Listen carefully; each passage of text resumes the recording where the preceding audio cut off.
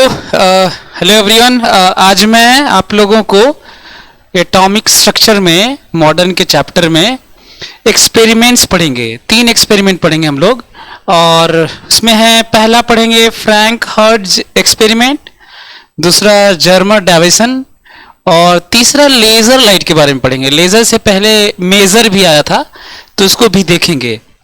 तो शुरू करते हैं, हम लोग फ्रैंक हर्ट्ज एक्सपेरिमेंट से शुरू करते हैं।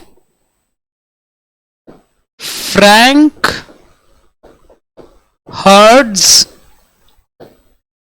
एक्सपेरिमेंट समझने की कोशिश करते हैं कि ये आखिर बड़ा रोल प्ले कैसे किया ना। तो आपको मैं बता दूं ईयर बाय ईयर, ताकि आप ज्यादा कोरिलेट कर पाए, क्योंकि ये इनविजिबल वर्ल्ड की बात हो रही है, एटॉमिक लेवल की बात हो रही है। तो फ्रैंक हर्ट्ज ये 2 साइंटिस्ट का नाम है, और वो उन्होंने प्रूव किया कि जो नील्स बोर की हाइपोथेसिस थी, 1 साल पहले उन्होंने दिया था। नील्स बोर की जो हाइपोथेसिस थी, नील्स बोर, इन्होंने 1913 में दिया था। नील्स बोर की हाइपोथेसिस थी quantum level, quantum state, quantum nature of atom, है ना।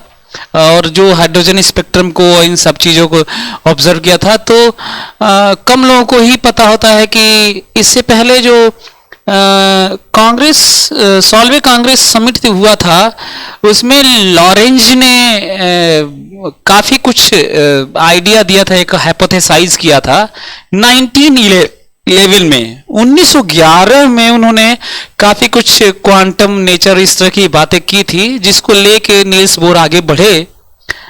लेकिन सबसे इंटरेस्टिंग पॉइंट ये है कि पहला एक्सपेरिमेंट ये था फ्रैंक हर्ट्ज एक्सपेरिमेंट, जिसने सर्टिफाई किया था और रिवोल्यूशनरी चेंज लेके मॉडर्न में आया था। इसलिए हम लोग ये पढ़ेंगे। हालांकि दुनिया में एक्सपेरिमेंट्स बहुत हुए, पैरेलल में भी चलते रहे, लेकिन इसने पूरा थ्योरेटिकली को जो हाइपोथेसिस था, वो उसको प्रैक्टिकली इन्होंने पहली बार दिखाया था, है ना।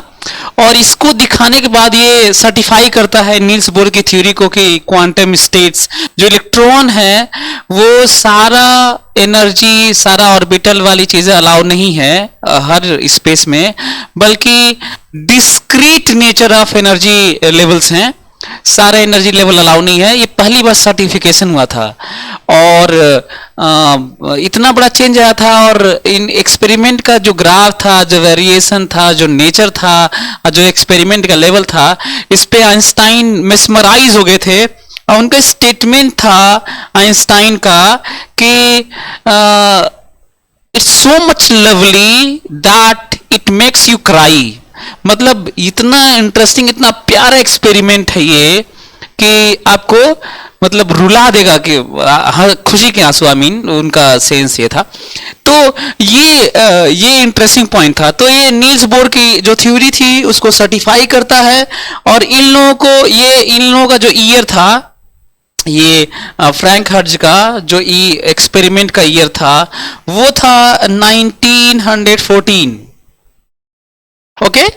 और 1914 में इन्होंने पूरा एक्सपेरिमेंट सब करके दिखा दिया था। लेकिन अब एक चीज नोटिस करने वाला पॉइंट है, बाकी लिटरेचर में, फिलॉसफी में, इकोनॉमिक्स में, पीस प्राइज, नोबेल प्राइज, ये बड़ी आसानी से उसी साल ऐसे मिल जाता है। लेकिन साइंस में प्रूफ मांगा जाता है। यही कारण है कि बाकी जो नेकेड आई से जो आसानी से दिख जाती हैं, उनको तो नोबेल प्राइज 1 साल 2 साल में, चाहे उसी ईयर में मिल जाता है। लेकिन जो क्वांटम वर्ल्ड है ना, जो एटॉमिक वर्ल्ड है ना, उसमें बड़ा मुश्किल होता था। यही रीजन है कि जनरली 10, 12, 15 साल लगते थे, 8, 10 साल ऐसे लगते थे अवार्ड करने में, क्योंकि ये बड़ा मुश्किल होता था प्रूव करना, दिखाना, सेटिस्फाई होना नोबेल कमेटी को कि हाँ सही है। यही कारण है कि इन्होंने दिया तो था, लेकिन नोबेल प्राइज इन लोगों को मिला था इन दोनों लोगों को नोबेल प्राइज मिला था। Nobel prize Nobel prize year है नोबेल प्राइज ईयर है 1925 में। हालांकि कितना गैप है देखिए, 11 साल बाद ये हुआ कि ठीक है इनको दिया जाना चाहिए, सही है ये। और वो भी ये 1925 के फिजिक्स का नोबेल प्राइज इन लोगों को मिला था, पर मिला भी था 1 साल बाद, अनाउंस हुआ था 1925 का, तो 1926 में दिसंबर में शायद मिला था। एनीवे, सो फ्रैंक हर्ट्ज एक्सपेरिमेंट का जो मेन मोटिव था, जो इसने प्रूव किया, वो discrete nature of electron energy in around the space of atom, है ना। ये इंटरेस्टिंग पॉइंट था उस समय का। तो ये क्वांटम सर्टिफाई करता है, ये सर्टिफाई किया quantum nature of atoms electrons, quantum nature of atoms electrons. Okay, so atom के इलेक्ट्रॉन का क्वांटम नेचर इसको प्रूव किया था, फ्रैंक हर्ट्ज एक्सपेरिमेंट ने। ये एक्सपेरिमेंट था ये कि एक ट्यूब लिया गया, वैक्यूम क्रिएट किए, बल्कि मैं ज्यादा अच्छा हुआ कि मैं उस पर चला ही जाता हूँ, एक्सपेरिमेंट आपको दिखा देता हूँ, फिर जर्मर डाइविसन का पढ़ेंगे और फिर हम लोग लेजर लाइट और मेजर के बारे में पढ़ेंगे। तो एक्सपेरिमेंट पे चलते हैं। एक्सपेरिमेंट ये था कि उन्होंने एक ट्यूब लिया था, बल्कि वो दिखा देता हूँ, ज्यादा अच्छा रहेगा। ये क्लियर है कि फ्रैंक हर्ट्ज का एक्सपेरिमेंट, नील्स बोर की थ्योरी जो 1913 में प्रपोज किए थे, वो उसका सर्टिफिकेशन पहला एक्सपेरिमेंट था, रिवोल्यूशनरी चेंज लेके आया था। और ये इनिशिएटिव फंडामेंटल आप कह सकते हैं कि जहां से शुरुआत हुई थी कि हाँ ये चीजें सही है, और लोगों को बिलीव नहीं होता था। और आइंस्टाइन का बताया है कि it's so much lovely, so lovely that it makes you cry, उनका स्टेटमेंट था इस एक्सपेरिमेंट को देखकर। तो ये सर्टिफाई करता है। और हम लोग चलते हैं अब उस पे, एक्सपेरिमेंट देखते हैं। हमको लगता है कि चीजें आप लोगों को चीजें समझ में आ रही होंगी। ये देखिए एक्सपेरिमेंट है ये। आप लोगों को बता दूं कि क्या क्या करना है इसे। Heated cathode produces electron. यहाँ पे हीटेड कैथोड फिलामेंट मान लीजिए, कोई भी जो आसानी से थर्मल इलेक्ट्रॉन्स हीट करने पे रिलीज होते हो, तो यहाँ पे इलेक्ट्रॉन रिलीज हो रहे हैं। ये कैथोड पॉइंट है और यहाँ से इलेक्ट्रॉन एक्सिलरेट होता है, ठीक है। और 100 ये जो टेम्परेचर है इसका, वो ओवन टाइप में रखा गया था। 115-118 डिग्री सेल्सियस के लेवल पे एक्सपेरिमेंट था। और मरकरी वेपर यूज किया गया। मरकरी वेपर की जगह आप ऐसे भी गैस यूज कर सकते हैं जो आसानी से इलेक्ट्रॉन को कैप्चर न करे, रिएक्शन न करे इलेक्ट्रॉन लेके, एफिनिटी इतना ज्यादा ना हो, जैसे ऑर्गन हो गया, नियॉन हो गया, है ना। मरकरी वाइपर इसीलिए यूज किया गया था क्योंकि आसानी से अच्छा हाँ 100 पास्कल एटमॉस्फेरिक प्रेशर से बहुत कम प्रेशर पे ये डिस्चार्ज ट्यूब था। वैक्यूम क्रिएट करके फिर से एक ड्रॉप डाला गया मरकरी का, वो पूरा वेपराइज हो गया क्योंकि हीटेड फॉर्म में था। ये पूरा एक्सपेरिमेंट बताया कि 115-118 डिग्री सेल्सियस पे था ये। और यहां से इलेक्ट्रॉन, तो मरकरी वेपर, ये देखिए मरकरी वेपर्स, मरकरी एटम्स हैं, और यहां से इलेक्ट्रॉन थर्मल इलेक्ट्रॉन्स हीट करके इलेक्ट्रॉन रिलीज हुए कैथोड से। और यहां से जब निकले इलेक्ट्रॉन, तो ये दो तरह के कोलिजन देखे गए। ये जो कैथोड है, ये कैथोड है और ये एनोड है। ये भी इंटरेस्टिंग है, ये एनोड है, ग्रिड है ये। एक्सेलरेट्स इलेक्ट्रॉन, है ना, चार्ज ग्रिड है, पॉजिटिवली चार्ज ग्रिड है। तो ये निगेटिवली चार्ज, पॉजिटिवली चार्ज, ये देखिए किस तरह से पॉजिटिवली चार्ज है, ये निगेटिवली चार्ज प्लेट्स हैं। और इलेक्ट्रॉन एक्सेलरेट होकर यहां से जब निकला है यहां से, तो इलेक्ट्रॉन एक्सेलरेट होकर यहां तक आया है, ठीक है। इसको वैरी करा सकते हैं, इंटरेस्टिंग है कि इसको वैरी कर सकते हैं। जीरो से आप 10-20 इलेक्ट्रॉन वोल्ट तक, सॉरी 10-20 वोल्ट तक इसको वैरी करा सकते हैं। दूसरा, जब इलेक्ट्रॉन यहां पहुंचेगा तो कम से कम कुछ एनर्जी रहनी चाहिए, ताकि यहां पे, क्योंकि यहां पे उल्टा है, ये देखो यहां पे निगेटिव है, ये निगेटिव पोटेंशियल पे है, ये पॉजिटिव पोटेंशियल पे है। मतलब फील्ड, इलेक्ट्रिक फील्ड इधर है और इलेक्ट्रॉन यहां से जब निकलेगा तो उल्टा फोर्स लगेगा, इसका मतलब आसानी से जाने नहीं देगा। और जो करंट मेजर करना यहीं पे, इसका मतलब ये हुआ, पूरा इकट्ठा यदि समराइज करूं जो मैं अभी बता रहा हूं, तो वो ये है कि इलेक्ट्रॉन एक्सेलरेट होंगे इस एक्सेलरेटिंग पोटेंशियल से। वो मरकरी, अच्छा इलेक्ट्रॉन कहां से आए हैं समझ में आ रहा है ना, ये आप इसको बहुत ज्यादा यहां पे जैसे हीटेड कैथोड, ये तो इलेक्ट्रॉन रिलीज होंगे, तो ये मरकरी एटम से लड़ेंगे, है ना। तो मरकरी एटम से लड़ेंगे तो दो तरह का कोलिजन पॉसिबल है, इलास्टिक कोलिजन और इनइलास्टिक कोलिजन, ठीक है। तो ये देखा गया कि जब कुछ वोल्टेज तक, मतलब 2 वोल्ट रखा गया, 1 वोल्ट रखा गया, 3 वोल्ट रखा गया, 3.5, 4 ऐसे वोल्ट रखा गया, तो इलेक्ट्रॉन की एनर्जी जब लड़ेंगे तो इनको एनर्जी बल्कि थोड़ी बहुत मिल जा रही थी इनके चलने से। मरकरी एटम तो बहुत बड़ा होता है ना, और इलेक्ट्रॉन बहुत ही छोटे होते हैं, तो इन्फाइनेटली लार्ज मास की तरह मास से एक इलेक्ट्रॉन टकरा रहा था, तो बल्कि कुछ एनर्जी मिल ही जा रही थी। ये इनइलास्टिक कोलिजन हो ही नहीं पा रहा था, मतलब कोई एनर्जी लॉस देखने को नहीं मिला। इसका मतलब ये वोल्टेज बढ़ाया जा रहा था, तो जो करंट यहाँ पे रिसीव हो रहा था क्रॉस करने के बाद, वो बढ़ता रहा, लेकिन 4.9 वोल्ट पर ऐसा स्टेट आया कि जैसे ही लड़ता था वैसे ही जो इलेक्ट्रॉन मरकरी का था वो जंप कर जाता था सीधा, और इनइलास्टिक कोलिजन हो जाता था, और वो नैनो सेकंड में फिर से रिलीज होके रेडिएट कर देता था, है ना, वो एनर्जी जो इलेक्ट्रॉन टकराता था, कोलाइड करता था। तो ये स्थिति है।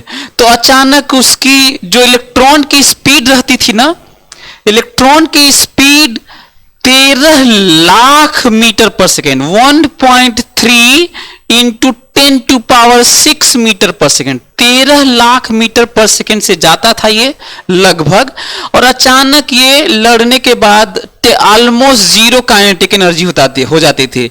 इसका मतलब करंट यहाँ पे तो अब नहीं जाएगा, इसको क्रॉस ही नहीं कर पाएगा, और यहाँ पे तो उल्टा ही लगा हुआ है, तो इसके पास कुछ एनर्जी रहे ठीक ठाक, ताकि ये उल्टा ही, देखो यहाँ पे ये निगेटिव पे है, ये पॉजिटिव पे है। देखो ये जो एक ग्रिड है ये पॉजिटिवली चार्ज्ड है, ये निगेटिवली चार्ज्ड है, लेकिन इसके रिस्पेक्ट में ये जो कलेक्टर है, ये इलेक्ट्रॉन कलेक्टर जिसके कारण हम लोग करंट देखेंगे, तो इसके रिस्पेक्ट में ये निगेटिवली चार्ज्ड है, ये पॉजिटिवली, मतलब निगेटिव पॉजिटिव अगेन निगेटिव, ताकि इलेक्ट्रिक फील्ड कैसा रहे, इलेक्ट्रिक फील्ड ऐसा रहे तो इलेक्ट्रॉन पे फोर्स ऐसा लगे, रिटार्ड कर दे, जब तक इसके पास ठीक ठाक काइनेटिक एनर्जी न हो तो पहुंच ही न पाए इलेक्ट्रॉन्स, और करंट रिसीव न हो, करंट मेजर न हो। ओके, तो हमें लग रहा है कि आप लोगों को ये बात समझ में आ रही है क्यों यहाँ पे उल्टा है, ताकि तो 4.9 वोल्ट पर 4.9 वोल्ट पर ये जो इलेक्ट्रॉन लड़ जा रहे थे मरकरी एटम से, 4.9 वोल्ट पर जो लड़ जा रहे थे इलेक्ट्रॉन मरकरी एटम से, तो उसी पर लॉस हो रहा था, उससे पहले लॉस ही नहीं हो रहा था। तो इससे ये प्रूव हुआ कि या तो लॉस होगा तो 4.9 इलेक्ट्रॉन वोल्ट एनर्जी लॉस होगी लड़ने में, नहीं तो लॉस ही नहीं होगी, इलास्टिक कोलिजन होगा और इलेक्ट्रॉन में एनर्जी लॉस नहीं होगी, बल्कि थोड़ा बहुत स्पीड होगा मरकरी एटम का, तो बल्कि थोड़ा बहुत गेन ही होगा, लॉस तो नहीं ही होगा, और पूरा करंट मिल रहा था। तो अचानक 4.9 वोल्ट पर ड्रॉप हुआ करंट यहां पर, और फिर वोल्टेज बढ़ाया गया, 4.9 से 5 किया गया, 5.5 किया गया, 6 किया, तो फिर बढ़ने लगा। फिर 9.8 पर फिर से ड्रॉप हुआ, और फिर से इसी तरह से इस मल्टीपल में ड्रॉप हुआ। इसका मतलब मल्टीपल कोलिजन्स होते रहे और ये ड्रॉप होता रहा। तो इससे साफ है कि किस तरीके से ये क्वांटम स्टेट जो मरकरी का जो एटम के इलेक्ट्रॉन थे, वो किस तरीके से सीधा 4.9 इलेक्ट्रॉन वोल्ट एनर्जी लेंगे, नहीं तो नहीं एक्सेप्ट कर रहे थे। तो चलो देखते हैं अब आगे वाला जो पार्ट है इसका, ये वाला तो क्लियर हो गया। तो ग्राफ वाला पार्ट देखो, ये करंट कलेक्टर वाला पार्ट, एक ग्राफ वाला देखते हैं। फिर से वही जो एक्सपेरिमेंट है उसको छोटे में कर दिया, और ये देखो, जब हम लोग एक्सेलरेटिंग पोटेंशियल को बढ़ा रहे थे तो करंट बढ़ रहा था, क्योंकि परफेक्टली इलास्टिक कोलिजन हो रहा था, कोई नो लॉस। लॉस के नाम पर, केवल लॉस के नाम पर मरकरी एटम के इलेक्ट्रॉन्स जंप कर रहे थे 4.9 इलेक्ट्रॉन वोल्ट लेने के बाद ही, नहीं तो कम पे जंप ही नहीं कर रहे थे, है ना। और फिर जब लौटते हैं तो इलेक्ट्रोमैग्नेटिक वेव फोटोन के फॉर्म में उसको रेडिएट करते हैं, ठीक है। तो ये देखो, जैसे जैसे हम लोग ध्यान से, जैसे हम लोग एक्सीलरेटिंग पोटेंशियल बढ़ा रहे थे तो करंट बढ़ रहा था। अचानक ड्रॉप हुआ, क्योंकि 4.9 पर ड्रॉप हुआ फटाक से। क्यों ड्रॉप हुआ? क्योंकि जो 13 लाख जो एक्सेलरेट हो रहे थे इलेक्ट्रॉन, 4.9 इलेक्ट्रॉन वोल्ट जब उनको एनर्जी मिली और लड़ जा रहे थे, तो 4.9 इलेक्ट्रॉन वोल्ट मिल जा रही थी मरकरी एटम्स को, और फिर वो नैनो सेकेंड में ही लौट के आते हैं ग्राउंड स्टेट में और फोटोन के फॉर्म में रिलीज कर देते हैं। और 13 लाख मीटर पर सेकेंड जो स्पीड रहती है इलेक्ट्रॉन की, जो यहां से निकलती है, वो ऑलमोस्ट 0 हो जाती है। तो इसीलिए ड्रॉप देखा गया।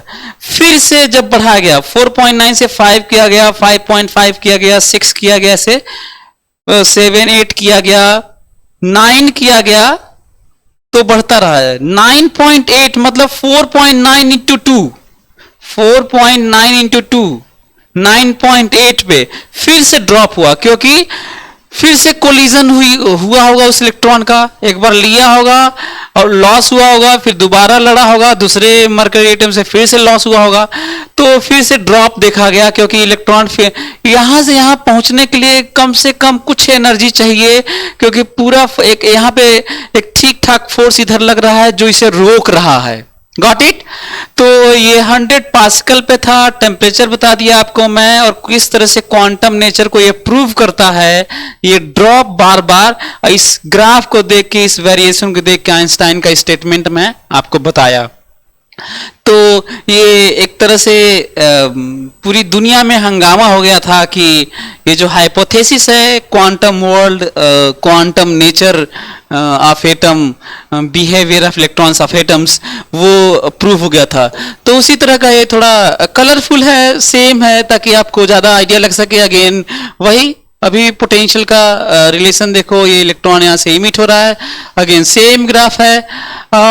जो डायनामिक स्टेट है वो मैं आपको दिखाना चाहता हूं। ये देखो, यहां से इलेक्ट्रॉन कैथोड से निकला, यहां में वेरिएशन कर सकते हैं इसका। इलेक्ट्रॉन देखो निकला और एक ग्रिड है, यहां से पास हुआ, इलेक्ट्रॉन चल रहे हैं, यहां से मरकरी एटम से लड़ रहे हैं, और फिर ये यहां से पास हो रहे हैं, और कम से कम कुछ एनर्जी चाहिए यहां से यहां तक पहुंचने के लिए, और यहां पे मेजर किया जा रहा है करेंट। और ये ग्राफ वही वाला जो मैं आपको समझाया था। तो ये देखो किस तरीके से 4.9 पे फिर से ड्रॉप हुआ है। तो ये जो बता रहा है, ये जो लाइन है, ये बता रहे हैं कि हम इसको बढ़ाते जा रहे हैं तो कैसे अचानक करंट का ड्रॉप देखने को मिल रहा है। Got it? हमें लग रहा है आप लोगों को ये समझ में आ गया होगा। ये है, फिर से लौटते हैं हम लोग जर्मर डाविसन एक्सपेरिमेंट पे फिर से लौटते हैं। और हमें लग रहा है कि फ्रैंक हर्ट्ज वाला पूरा क्लियर हो गया। क्यों? नोबेल प्राइज का इनको इसी के लिए नोबेल प्राइज मिला था 1925 में, जो कि 11 साल बाद मिला था। और क्यों मिला था वो भी मैं डिस्कस कर चुका हूं। एनीवे, अब हम लोग पढ़ते हैं अगला एक्सपेरिमेंट पढ़ते हैं।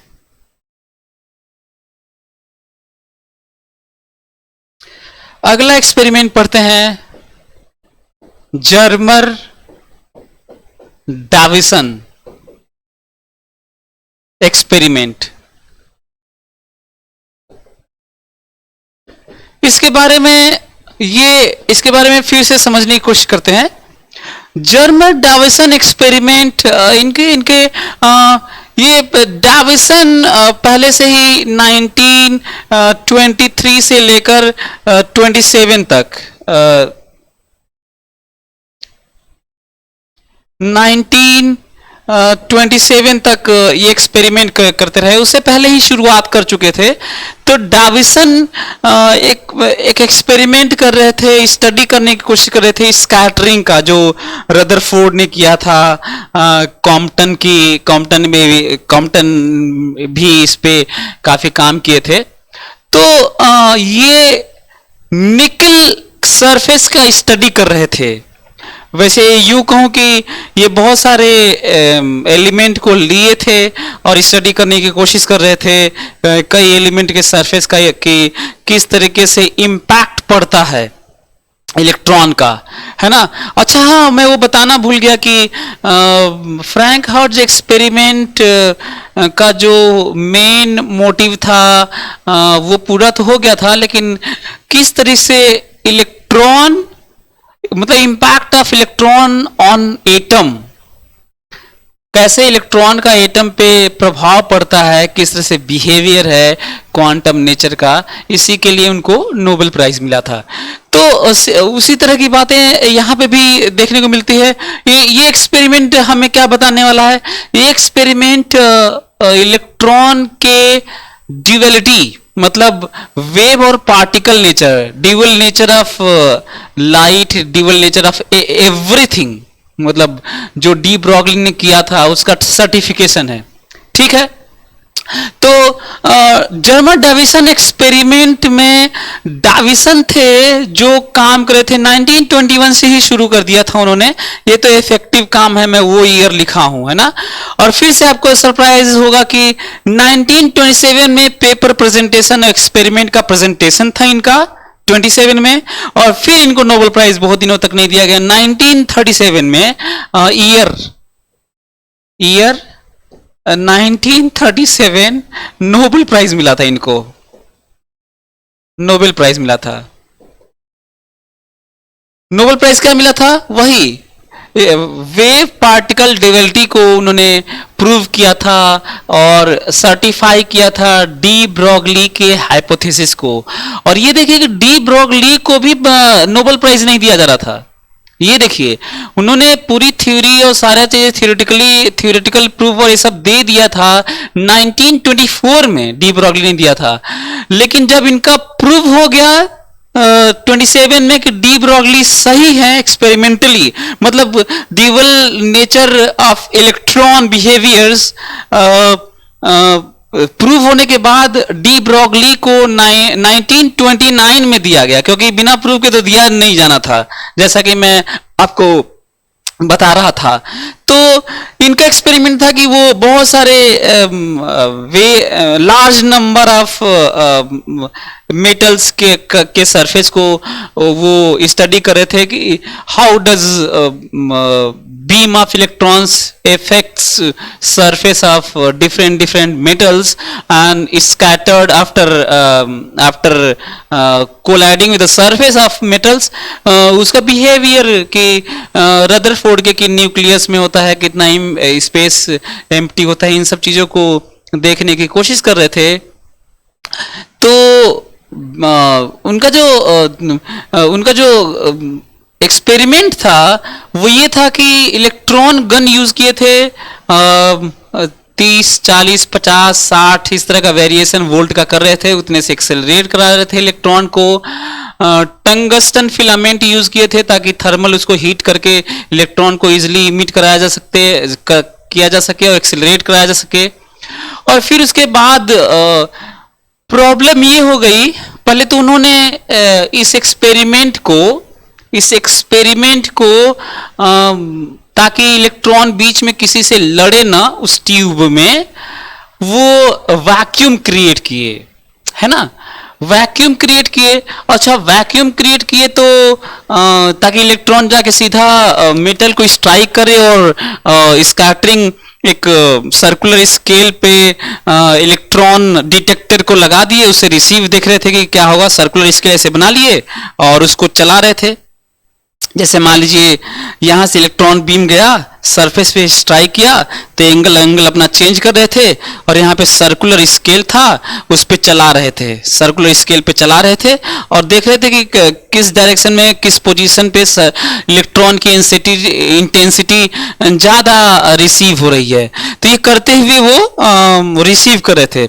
हुआ क्या, बीच में ही जब वो निकल यूज किए थे तो बीच में ही एक्सीडेंटल डिस्कवरी, ज्यादातर एक्सीडेंटल ही होते हैं, करते कुछ और ऐसी. तो इस तरह का आप देखेंगे माइकल फैराडे का भी हुआ है, बहुत सारे केमिस्ट्री में तो बहुत ही ज्यादा हुआ है. सो एक्सीडेंटल ये केस था कि वो कर कुछ और रहे थे, वो स्कैटरिंग देख रहे थे, वो रिफ्लेक्शन देख रहे थे, वो बॉम्बार्डमेंट और बाउंस बैक कितने इलेक्ट्रॉन हो रहे हैं डायरेक्ट, कितने रेशियो क्या है बाउंस बैक होने का और अलग अलग एंगल पर, क्योंकि इलेक्ट्रॉन डिटेक्टर लेकर देख रहे थे. तो तब तक कहीं से टूट गया ट्यूब या लीकेज हो गया, क्रैक कर गया और एयर चला गया अंदर चला गया.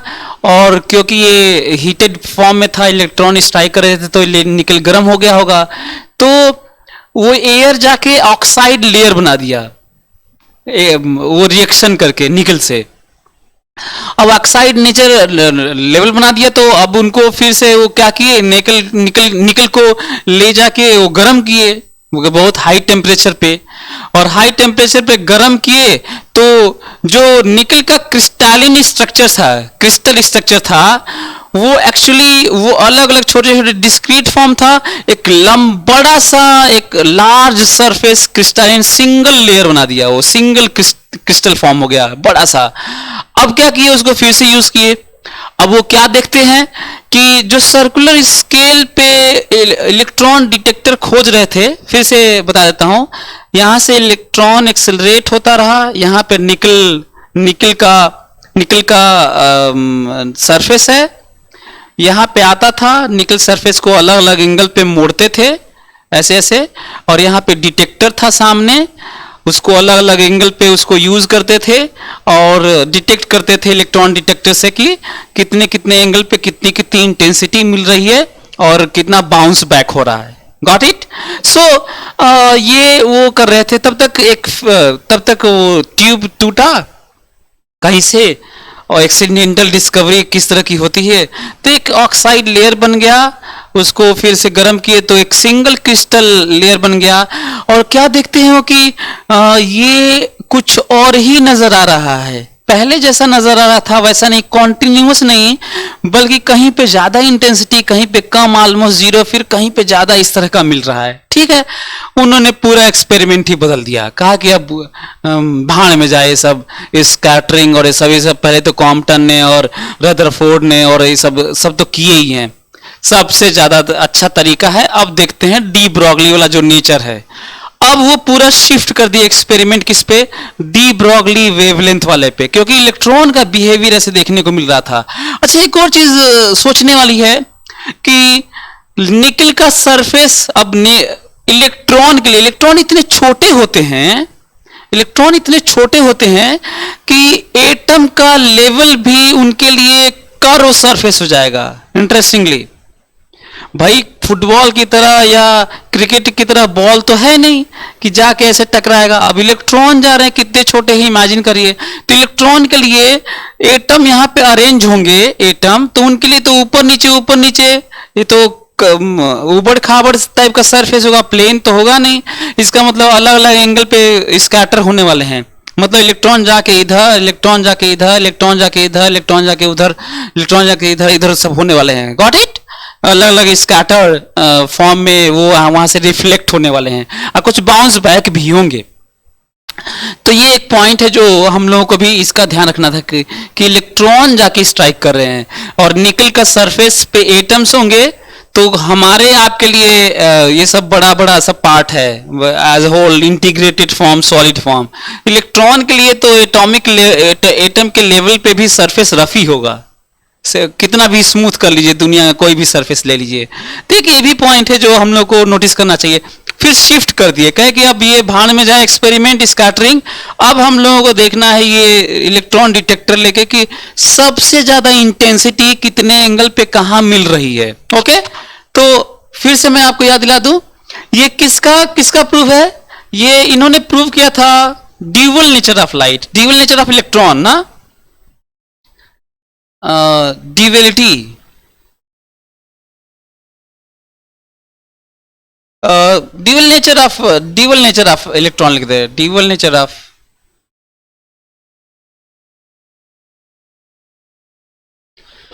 Of electron. और ये इतना बड़ा चेंज लेके आया मॉडर्न में, एटॉमिक वर्ल्ड में, कि पूरा सब कुछ परसेप्शन ही बदल दिया मॉडर्न का, एटॉमिक वर्ल्ड का। क्योंकि इससे पहले डी ब्रॉगली कहे तो थे लेकिन लोगों को विश्वास नहीं होता था, है ना। यदि मैं थोड़ा पीछे जाके याद दिलाऊं तो ये मैं कहूंगा कि शुरू में कार्पस्कुलर थ्योरी, कार्पसूल्स बोले थे, न्यूटन कहे थे कि भाई फोटोन पार्टिकल की तरह होता है, ठीक है, ये थ्योरी थी उनकी।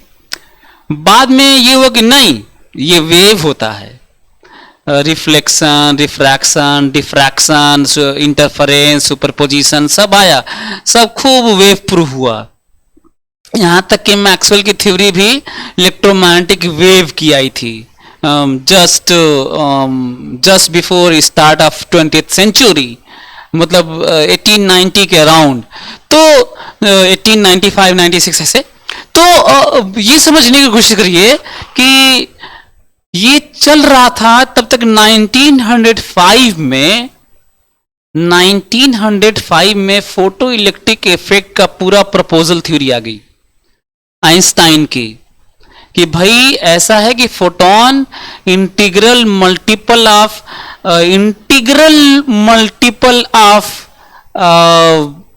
अच्छा हाँ, इंटीग्रल। फ्रैंक हर्ट्ज एक्सपेरिमेंट में पूछेंगे कौन सा फार्मूला यूज हुआ, तो फ्रैंक हर्ट्ज वाला, आपको याद दिला दूं, चीजें कुछ ना कुछ छूट जा रही हैं।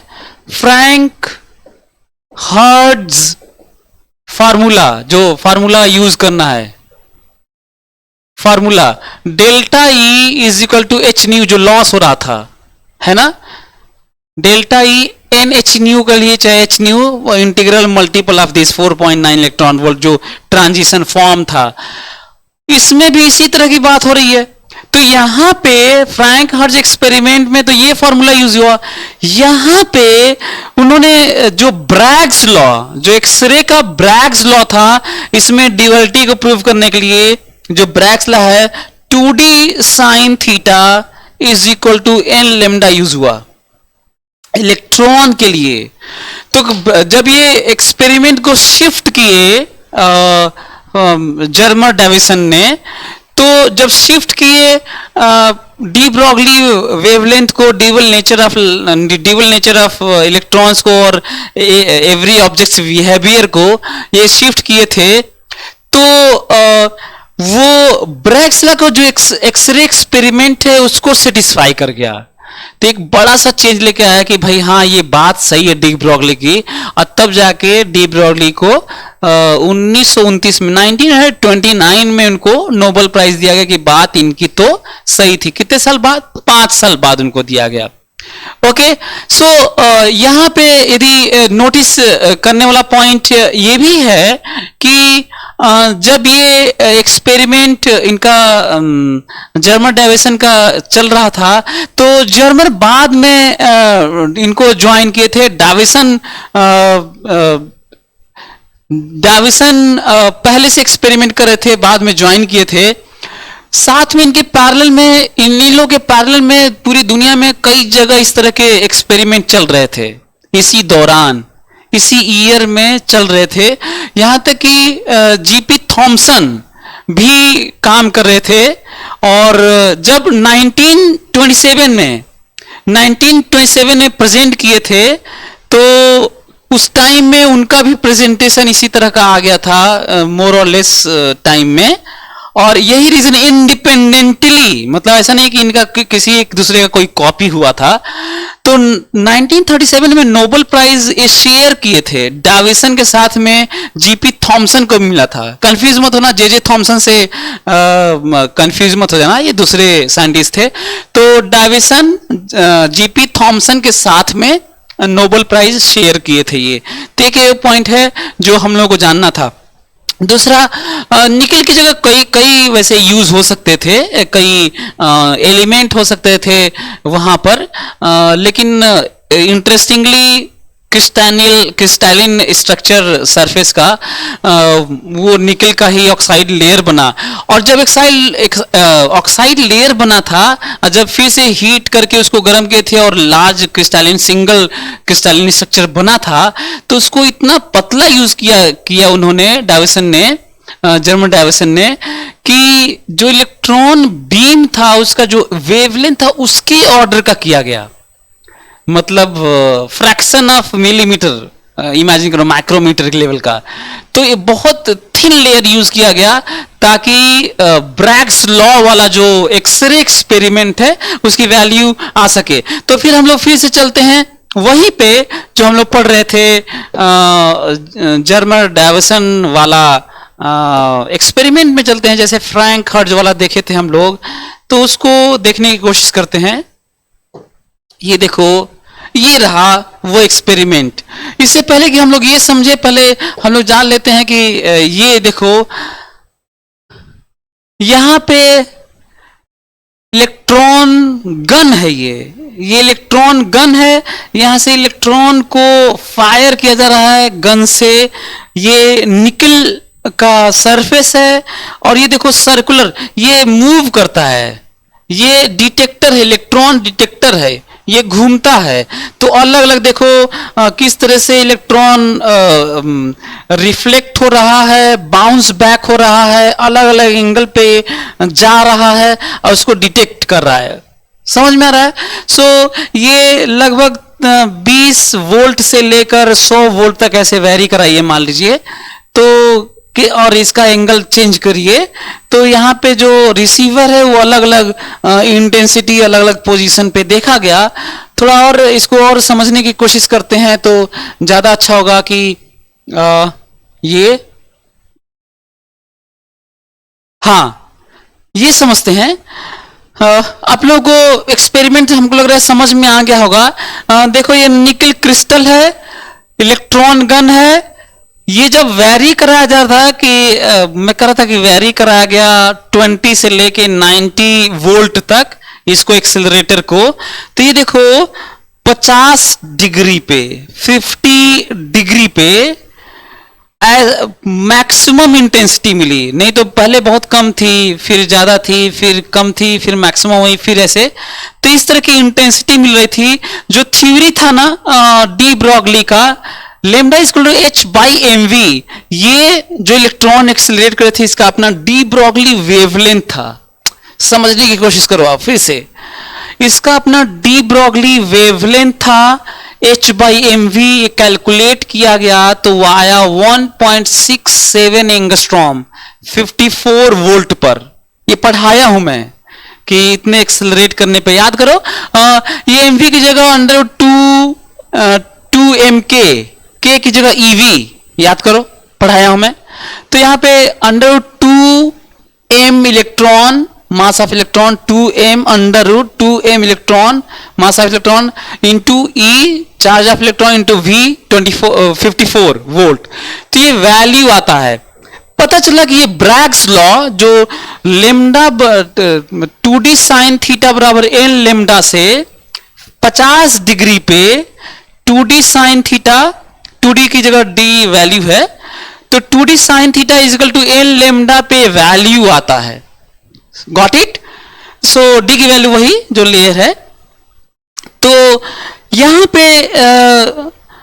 यहां पे जो स्पेसिंग है दो लेयर के बीच में, जो सरफेसेस होते हैं लेयर टू लेयर उनके बीच में स्पेसिंग है, वहां से जब कैलकुलेट किया गया ना ये, तो 1.65 एंगस्ट्रॉम है, very close to this. So experimental errors तो होते ही हैं, तो ये देखा गया, तब ये प्रूव हो गया कि जो इंटेंसिटी अलग अलग पोजीशन पे मिल रही थी, जो ये लेंथ है, ये लेंथ क्या है, ये अलग कौन सा लेंथ होता है याद है ना? मैं बता देता हूं ये कौन सा लेंथ होता है।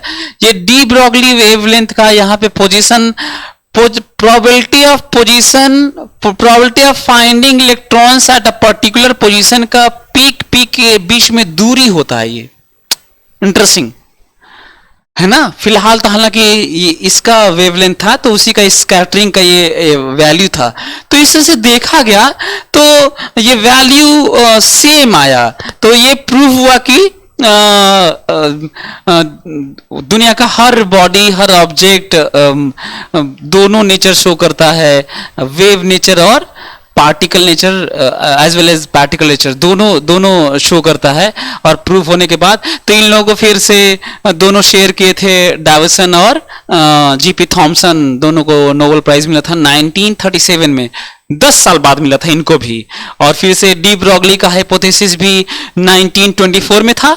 तो ये देखो यहाँ पर लिखा भी है कि 1924 में डी ब्रॉगलीज हाइपोथेसिस था, लेकिन इनको नोबेल प्राइज नहीं दिया था क्योंकि बिलीव नहीं करते थे कोई प्रैक्टिकल। से पहला एक्सपेरिमेंट था एक, फिर से ये भी रिवोल्यूशनरी। क्यों हम लोग पढ़ते हैं? दुनिया में बहुत सारे एक्सपेरिमेंट होते हैं, नहीं पढ़ते हैं। इनको क्यों पढ़ा जा रहा था? क्योंकि ये मॉडर्न को सर्टिफाई किए, नहीं तो इनविजिबल वर्ल्ड को, क्वांटम स्टेट, क्वांटम लेवल को भला कहां से हम लोग समझ पाते, देख पाते, है ना? ये एक्सपेरिमेंट्स थे। 1927 में डाविसन जर्मन एक्सपेरिमेंट आया। ये प्रूव होने के बाद 1925 में नोबेल प्राइज मिला, और तब भी इन लोगों को लेट मिला, और 1937 में इन लोगों को दिया गया, इफेक्टिव माना गया। ये सो हमें लग रहा है कि आप लोगों को ये काफी क्लियर हो गया होगा। जो एक इलेक्ट्रॉन गन है वो टंगस्टन यूज करके थर्मल इलेक्ट्रॉन्स उनको हीट किया गया, और उनके हीट करने वाला था लो वोल्टेज पे हीट किया जाता है इनको, ताकि अलग से एक्स्ट्रा कोई एनर्जी ना मिल जाए। तो लो वोल्टेज पे हीट करके इलेक्ट्रॉन इमिट हुए, उनको एक्सेलरेट कराया गया कितने वोल्ट पर, 0 से लेके 60 तक वेरी कराया गया। तो 54 पे मैक्सिमम मिल गया, 54 वोल्ट पे मैक्सिमम इंटेंसिटी 50 डिग्री पे मिला। ये वैल्यू जब रखा गया, पुट किया गया 50 डिग्री इसमें रखा गया और स्पेसिंग वाला पार्ट से, तो ब्रैग्स लॉ वाला जो एक्सरे एक्सपेरिमेंट था उसको सेटिस्फाई कर गया, और कहा गया कि ये वेव नेचर है इलेक्ट्रॉन का। एक चीज ये है जो हम लोग को समझना है। चलिए अब हम लोग देखते हैं लेजर लाइट और मेजर लाइट, इनको समझने की कोशिश करते हैं।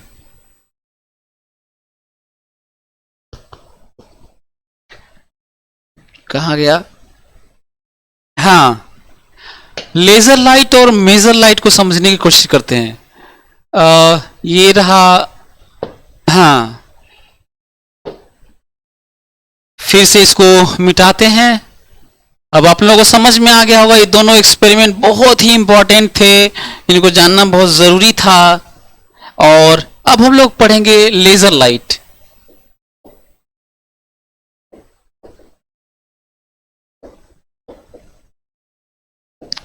Laser light. लेजर लाइट का फुल फॉर्म है light light amplification by stimulated emission of radiation.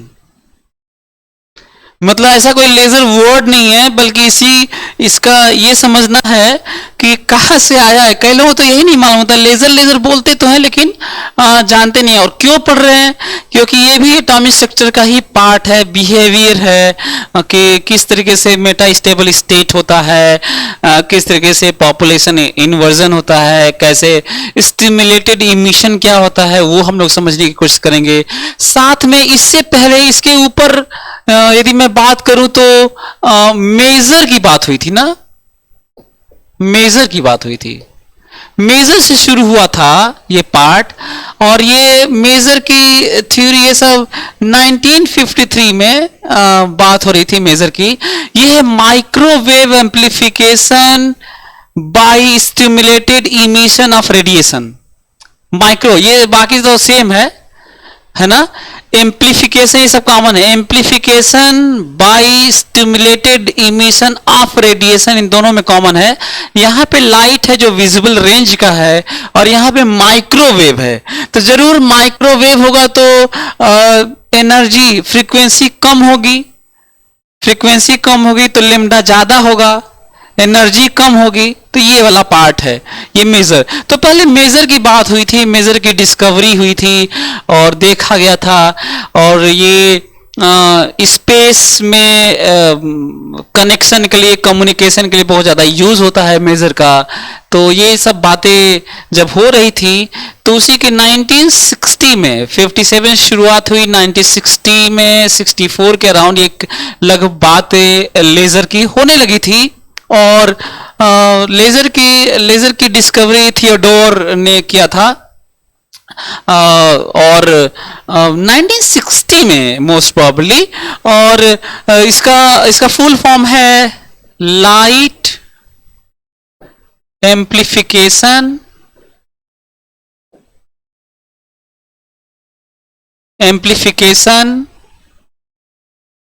Bye stimulated emission of radiation।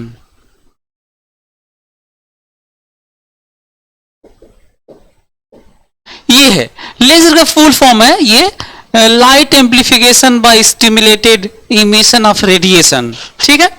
और यहाँ पे मेजर का कर लेंगे, यहाँ पे मेजर का कर लेंगे लाइट की जगह माइक्रोवेव।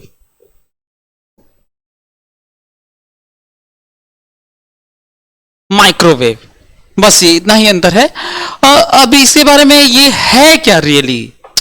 लेजर लाइट आप लोग देखे होंगे बहुत दूर तक बिना विड्थ बड़ा किए पिन पॉइंटेड चलते रहते हैं, पैरेलल चलते रहते हैं बहुत दूर तक। वो टॉर्च देखे होंगे, नियॉन और टॉर्च जैसे टॉर्च जलाते हैं तो बहुत दूर तक क्रिकेट ग्राउंड में, चाहे फुटबॉल ग्राउंड में उनको चमकाते हैं, जो अपोजिट वाले जो उनको खेलने नहीं देते हैं, प्लेयर्स को इधर उधर डिस्टर्ब करते हैं।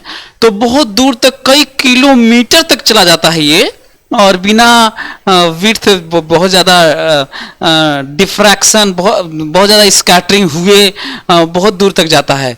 रीज़न इसका कि एंगल नहीं बनता, ये पैरेलल इमिशंस होते हैं फोटोन के, कोहेरेंट फॉर्म में निकलते हैं जो लाइट होते हैं। अब क्वेश्चन ये है कि ये ऐसा क्यों हो पाता है। अब ये क्वेश्चन है कि ऐसा क्यों ऐसा ये पॉसिबल होता है। तो इससे पहले हम लोगों को जानना होगा spontaneous emission and stimulated emission. Spontaneous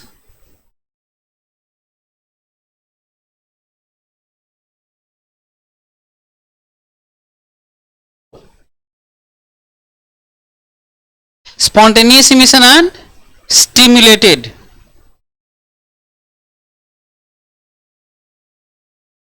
ध्यान से सुनना, स्पॉन्टेनियस इमिशन सिंपल सी बात है, जब एटम में इलेक्ट्रॉन कहीं से एनर्जी लेकर, फोटोन के फॉर्म में। और आपको पता ही है कि एक पर्टिकुलर फॉर्म ऑफ एनर्जी ही ले सकता है, डिस्क्रीटनेस होती है एनर्जी लेवल्स की, जिसकी आज काफी चर्चा हो रही है।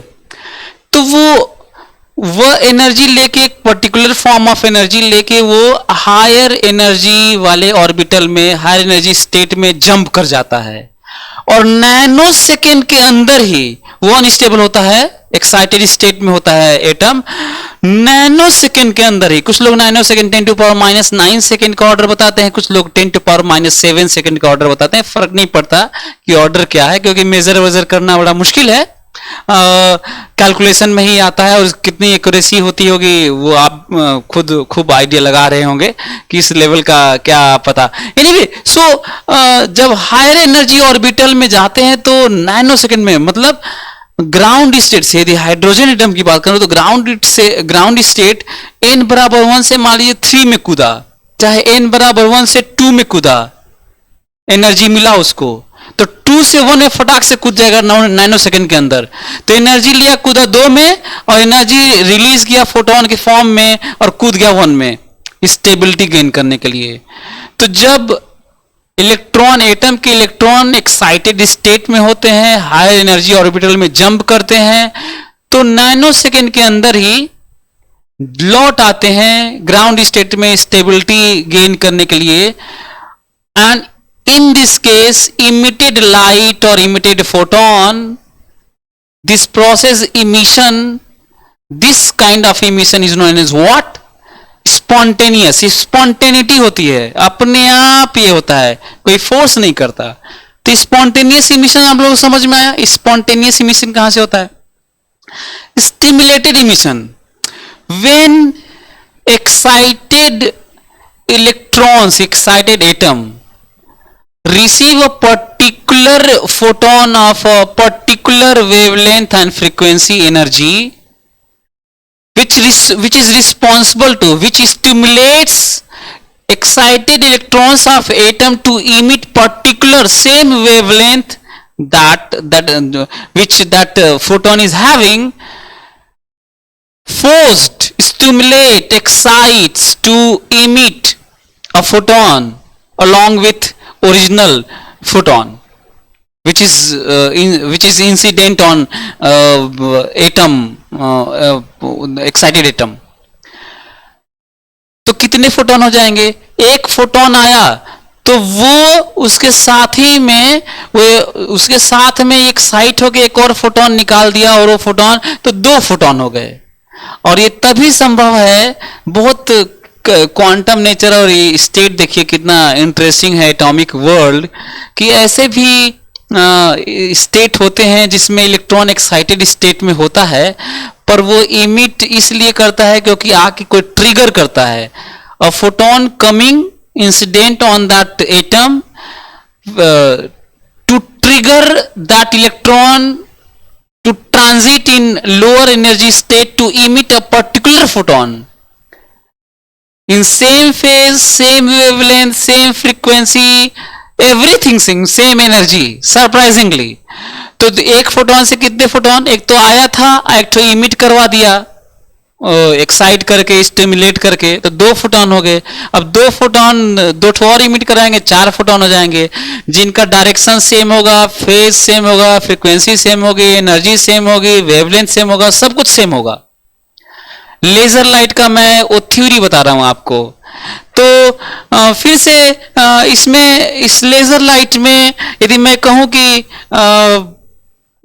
क्या क्या सेम होता है, तो जो इमिटेड, जो 2 अभी आपको समझा रहा था कि एक फोटोन आया और 2 निकले, एक आया और एक और फोटोन एटम से रिलीज हुआ, क्योंकि इलेक्ट्रॉन हायर से लोअर में गया। एक फोटोन आया, देखो ऐसे, एक एटम है, न्यूक्लियस है, इसका इलेक्ट्रॉन हायर एनर्जी ऑर्बिट में है, एक्साइटेड है, और कुछ देर तक अभी स्टे कर रहा है, जिसे मेटा स्टेबल स्टेट इस टाइप का कह लेते हैं, थोड़ी देर तक होल्ड कर रहा है अभी। अच्छा है, ये भी हो सकता है, कई बार ऐसे बोलते हैं कि इसके बिना भी नैनो सेकेंड में तो रुका, उससे पहले ही वो आ गया होगा। तो ये फोटोन आता है, इसको एक्साइट करता है, इलेक्ट्रॉन को ट्रिगर करता है कि तुम लोअर एनर्जी में जाओ, और ये तभी संभव है जो इस लोअर एनर्जी वाला जो डिफरेंस है डेल्टा ई बराबर एच न्यू वाला, वो वही वाला फोटोन आगे कर सकता है। और जैसे ही इलेक्ट्रॉन लोअर में जाता है तो एक फोटोन रिलीज करता है, उस फोटोन के साथ दो फोटोन हो जाते हैं, एक खुद होता है एक और फोटोन होता है। दोनों का डायरेक्शन सेम होता है, दोनों का फ्रीक्वेंसी सेम होता है, दोनों का मोमेंटम सेम होता है, दोनों का एनर्जी सेम होता है, दोनों का वेवलेंथ सेम होता है और दोनों सेम फेज में होते हैं, कोहेरेंट फोटॉन्स होते हैं सरप्राइजिंगली। तो ये बिहेवियर है। रीजन नोबडी नोज, बहुत सारी चीजें अननोन ही रह जाएंगी। एनीवे, तो हम लोग वो जो फोटोन, ये इलेक्ट्रॉन ये है और ये एनर्जी ऑर्बिटल है और ये जंप किया, तो ये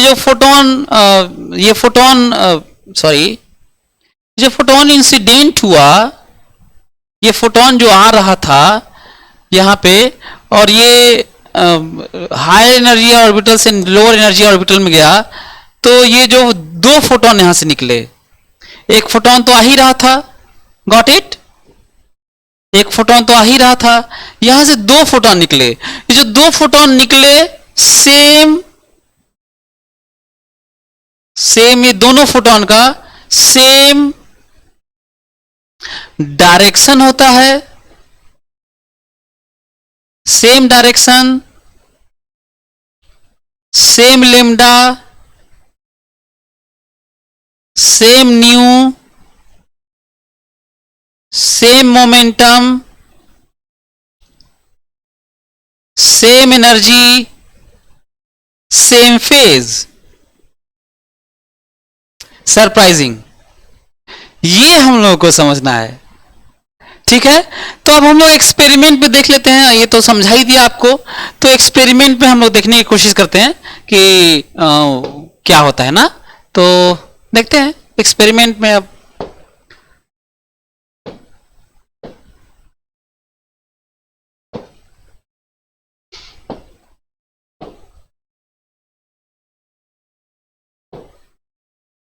हाँ, एक्सपेरिमेंट में हम लोग देखते हैं। अब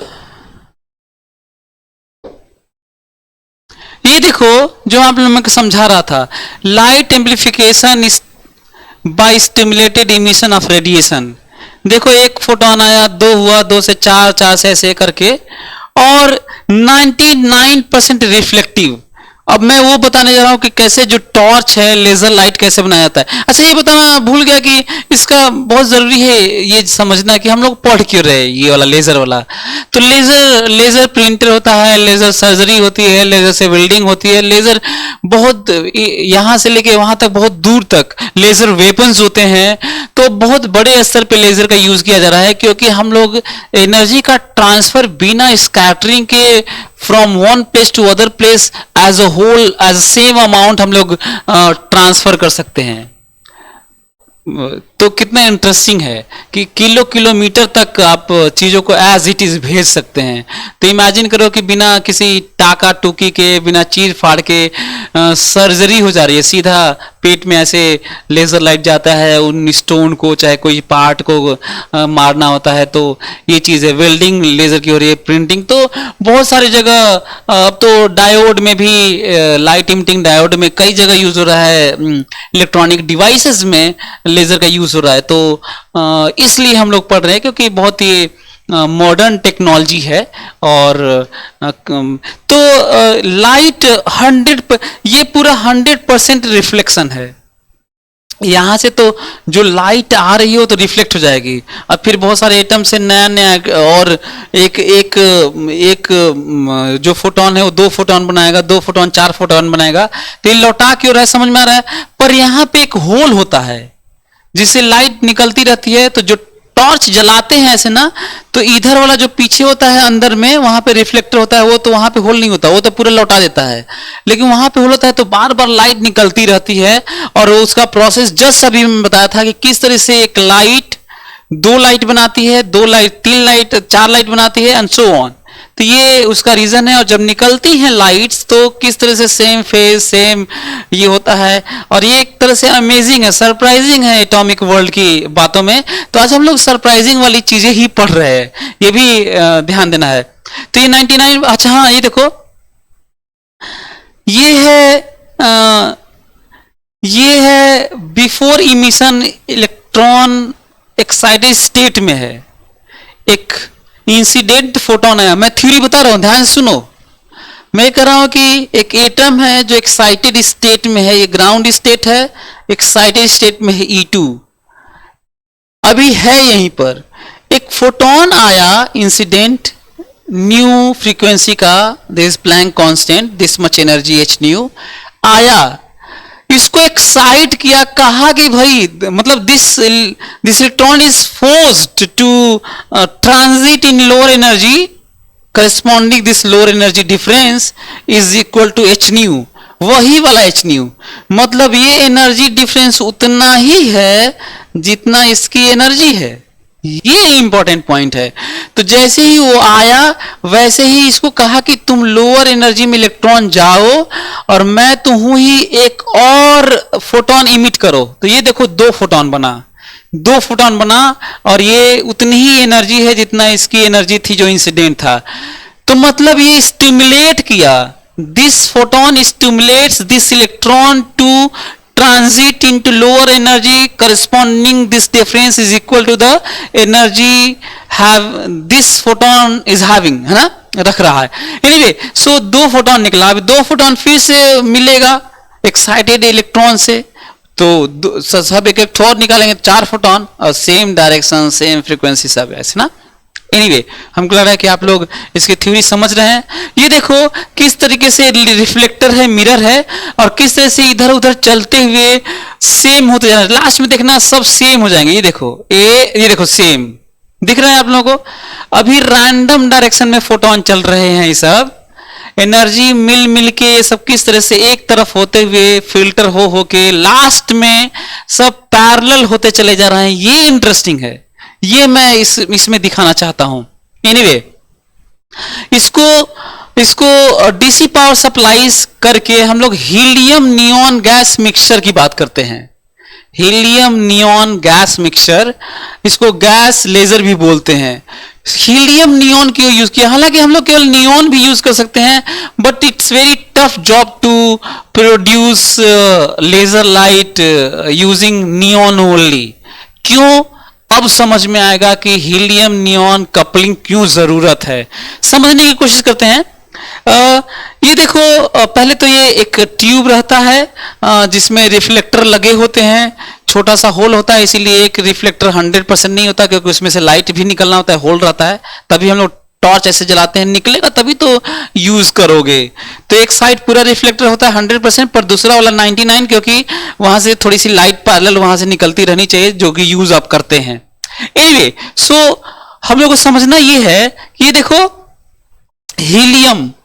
हीलियम एक ऐसा एटम है जिसका एक्साइटेड, ये ग्राउंड स्टेट है, एक्साइटेड स्टेट 20.61, 20.65, 20.64 यही लगभग है ना। और वही वाला नियॉन का भी है, ये इंटरेस्टिंग पॉइंट है, लगभग वही, थोड़ा सा ज्यादा है, हल्का सा। ठीक है, हम लोग गैस जो यूज करते हैं, जो मिक्सचर यूज करते हैं, उसमें 90% से ज्यादा हीलियम एटम होता है और नियॉन 10% से कम होता है। अब स्पार्क करके बहुत सारे हम लोग बहुत सारे हीलियम जो संख्या में ज्यादा है, 90% ज्यादा है, उनके बहुत सारे हीलियम एटम को एक्साइटेड स्टेट में लेकर चले जाते हैं। हीलियम एटम्स को एक्साइटेड स्टेट में लेकर चले जाते हैं हम लोग, और वो रीजन होता है जो 10% से कम, जो बहुत संख्या में कम होता है, नियॉन। हालांकि हमें नियॉन एटम को, ये नोटिस करने वाला पॉइंट है कि हम लोग नियॉन लाइट को ही, जो स्टिमुलेटेड इमिशन होना है वो नियॉन लाइट के इलेक्ट्रॉन से होना है, लेकिन किस तरीके से हीलियम एटम यूज हो रहा है, फिर से याद दिला दूं कि केवल नियॉन भी यूज कर सकते हैं, लेकिन थोड़ा टफ जॉब है, वो थोड़ा ज्यादा ऑपरेटर से ज्यादा खर्चा बर्चा होने लगेगा। तो हीलियम करता क्या है? हीलियम एक्चुअली पंप करता है। ये एक्साइटेड स्टेट में है तो हीलियम नियॉन के एटम से लड़ता है, हीलियम नियॉन के एटम से लड़ता रहता है बार बार, तो उसको एक्साइट करता रहता है ग्राउंड स्टेट से एक्साइटेड स्टेट में, क्योंकि दोनों का एनर्जी लेवल देखो सेम है, तो एक्साइट करता रहता है। इसका मतलब ये पंपिंग का काम करता है, और हीलियम की संख्या ज्यादा भी है तो कहीं ना कहीं लड़ ही जाता होगा उसे, तो वो पंप करता रहता है। और पता है जनरली ग्राउंड स्टेट में, क्योंकि नैनो सेकेंड में ही इलेक्ट्रॉन लौट के चले जाते हैं ग्राउंड स्टेट में, तो ऑब्वियसली कहीं पे भी दुनिया में जो गैस हो एटम हो बहुत देर तक एक्साइटेड स्टेट में नहीं जा सकते, नैनो सेकेंड में लौट जाते हैं। इसका मतलब कहीं पे भी ग्राउंड स्टेट वालों की संख्या ज्यादा होती होगी, काफी ज्यादा, 99% वही होते होंगे। लेकिन इस हीलियम के कारण जो 10% से भी कम नियॉन एटम्स हैं, वो मार मार के संख्या ज्यादा किए रहते हैं इसको, एक्साइटेड स्टेट वाले को। तो ऐसे गैस, ऐसे एटम्स जिनका ग्राउंड स्टेट वाली संख्या से ज्यादा एक्साइटेड स्टेट वाला हो जाए, इसको पॉपुलेशन इन्वर्जन कहते हैं। पहले तो ये भी जान लो, बहुत बड़ा पॉइंट है इस लेजर लाइट में, है ना, लेजर की थ्योरी में। तो ये मार मार के तो इसको किस तरह से पंप की तरह यूज करते हैं हीलियम एटम को, ये भी आपको समझ में आ गया। एक और चीज जो ध्यान देने वाली है, मेटा स्टेबल स्टेट इसमें होता है। कुछ लोगों का मानना है कि इसमें भी होता है, तभी हम लोग स्टिमुलेटेड इमिशन की बात करते हैं। तो मैं उस पे मेटा स्टेबल स्टेट पे नहीं जाता, बस आपको मैं ये बता देता हूं कि मेटा स्टेबल स्टेट होता क्या है। एनर्जी का वो लेवल, ध्यान से सुनो, एनर्जी एक्साइटेड स्टेट एनर्जी से नैनो सेकेंड में या 10⁻⁻7 सेकेंड में लौट जाते हैं। लेकिन ऐसे कुछ एटम्स में ऐसे स्टेट होते हैं, हीलियम में, नियॉन में या कहीं और भी ऐसे स्टेट होते हैं कि थोड़ा सा देर तक ज्यादा रुकते हैं। ऐसे एनर्जी स्टेट्स होते हैं थोड़ी देर तक ज्यादा रुकते हैं। जैसे मान लीजिए नैनो सेकेंड मान लें तो 10⁻⁹ सेकेंड है। तो यदि कोई ऐसा एनर्जी ऑर्बिटल एक्साइटेड स्टेट है जहां पे वो 10⁻⁶ सेकेंड रुके, या फिर जो ऑर्डर 10⁻⁷ सेकेंड मानते हैं स्पॉन्टेनियस इमिशन का, तो उनके लिए 10⁻⁵ सेकेंड रुके, 10⁻⁴ सेकेंड रुके, तो 1000 गुना ज्यादा टाइम रुक जा रहा है। तो इसे कहते हैं मेटा स्टेबल स्टेट। मतलब स्पॉन्टेनियस इमिशन के कंपैरिजन में जो टाइमिंग है नैनो सेकेंड की, उससे 1000 गुना ज्यादा देर तक रुक जा रहा है, इमिट नहीं कर रहा है, बाद में कर रहा है। मतलब यदि ये है तो ये गया, जंप किया और फिर लौट आया, कितने देर में गया और लौट आया, कितने देर में, नैनो सेकेंड में गया और नैनो सेकेंड में लौट आया। लेकिन कोई और एनर्जी लेवल है जिसमें गया, चाहे यहां पे गया, चाहे यहां से यहां पे गया, और 10 नैनो सेकेंड में नहीं लौटा, 10⁻⁻6 सेकेंड तक यहां पे रहा। यहां पे 10⁻⁹ सेकेंड, यहां पे 10⁻�6 सेकेंड। तो बताइए 1000 गुना देर तक रह गया। तो इसे कहते हैं मेटा स्टेबल स्टेट। उसी का यूज भी करते हैं ये हीलियम को इस पार्ट में।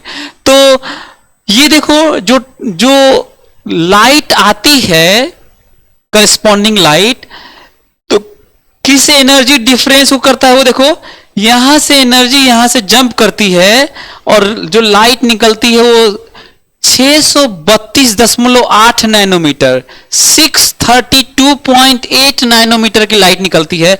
इसका मतलब इतने ही फ्रीक्वेंसी की, इतने ही वेवलेंथ की लाइट आती होगी। Got it? मतलब यहां से जो निकली तो फिर किसी और नियॉन एटम से मिलेगी, तो मिलेगा ये, तो इलेक्ट्रॉन ट्रांजिशन होगा यहां से यहां, क्योंकि ये फोटोन अब आगे जाके किसी से लड़ेगा तो स्टिमुलेट करेगा, तो यहां से यहां जंप करेगा।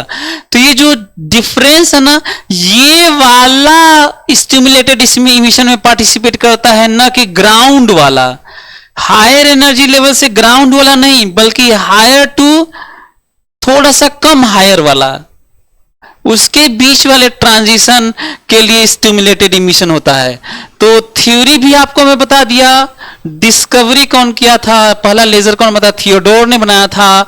और कौन सा वाला पार्ट पार्टिसिपेट करता है और कितने वैल्यू वाला हम लोग को वेवलेंथ मिलता है हीलियम नियॉन गैस में। तो ये कैसे करोगे, ये वाला जो डेल्टा ई है ना, इसके लिए that delta E is equal to hc/λ, lambda comes out this much, यही वाला हम लोगों को वेवलेंथ मिलता है। तो बताओ ये विजिबल रेंज का ही तो है, और किस तरह का लग रहा है, देखो ना ये रेड कलर का लगभग लग रहा है, रेड वाले रेंज का है, लगभग रेड वाले रेंज का। तो इंटरेस्टिंग पॉइंट है। तो लेजर जो बनाते हैं रेड कलर का, अक्सर क्यों वो नियॉन गैस वाला, हीलियम वाला, यही वाला केस होता है जिसमें 90% से ज्यादा हीलियम एटम को यूज करते हैं। हालांकि जो स्टिमुलेटेड इमिशन में पार्टिसिपेशन होता है वो नियॉन का हायर एनर्जी लेवल से लो हायर वाले में ट्रांजिशन के लिए होता है, ग्राउंड स्टेट वाले के लिए नहीं होता है। तो इस चीज को भी समझने की जरूरत है। और आपको लग रहा है कि ओवर हो गया क्या, तो ये समझो। तो हमको लग रहा है कि आप लोग पॉपुलेशन इन्वर्जन भी समझ गए, मेटा स्टेबल स्टेट भी समझ गए। स्टिमुलेटेड इमिशन फिर से याद दिला दो, stimulated emission when a excited atom receive a photon of particular wavelength energy frequency to excite their electrons to transit from higher to lower to emit a photon of same energy, same photon, same wavelength, same frequency, same energy, same momentum, same phase, same direction, everything same. This process of emission is known as stimulated emission. और spontaneous, उसमें किसी photon को आके trigger करने की जरूरत नहीं होती। कोई भी इलेक्ट्रॉन हायर एनर्जी में जाता है तो नैनो सेकंड में अपने से लौट आता है, किसी फोटोन की जरूरत नहीं होती। इसे स्पॉन्टेनियस इमिशन बोलते हैं। This big difference between stimulated emission and spontaneous emission.